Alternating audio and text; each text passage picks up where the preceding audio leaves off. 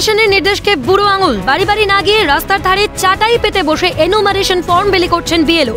সেখানে উপস্থিত ছিলেন তৃণমূলের বুথ সভাপতি। রাত বাড়তেই ফর্ম নিতে ভিড় জমান ভোটদাতারা। সংবাদ মাধ্যমের ক্যামেরা পৌঁছতেই ঘটনাস্থল ছেড়ে চলে যান বিএলও।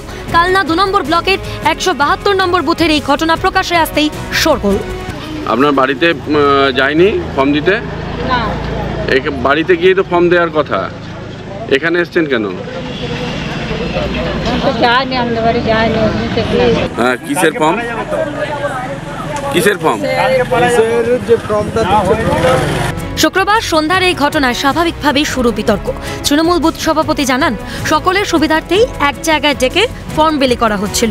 অন্যদিকে অভিযোগ অস্বীকার করে সাফাই বিএলও।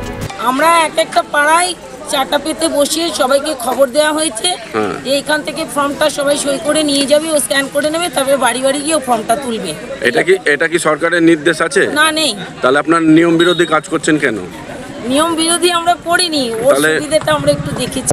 আমি বেরিয়েছিলাম সন্ধ্যাবেলা ফর্ম ডিস্ট্রিবিউট করার জন্য, কিন্তু ওইখানে গিয়ে আমি মানে জাস্ট রাস্তার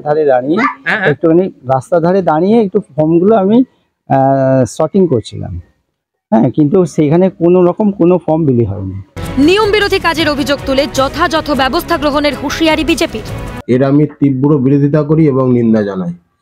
আমি দলের তরফ থেকে ঊর্ধ্বতন নেতৃত্বকে জানাবো এর যথাযথ ব্যবস্থা নেওয়ার জন্য। বিষয়টি জানতে পারা মাত্রই অ্যাকশন। বিএলওকে জবাবদিহি করতে বলা হয়েছে জেলা শাসকের তরফে। সরকারি নিয়ম লঙ্ঘন করে কেন রাস্তার ধারে বসে ফর্ম বিলি করছিলেন তার বক্তব্য দিতে হবে লিখিত আকারে, জানিয়েছেন পূর্ব বর্ধমানের জেলা শাসক এ আয়েশা রানী। প্রশ্ন উঠছে, এত কিছুর পরেও বেনিয়ম কিভাবে?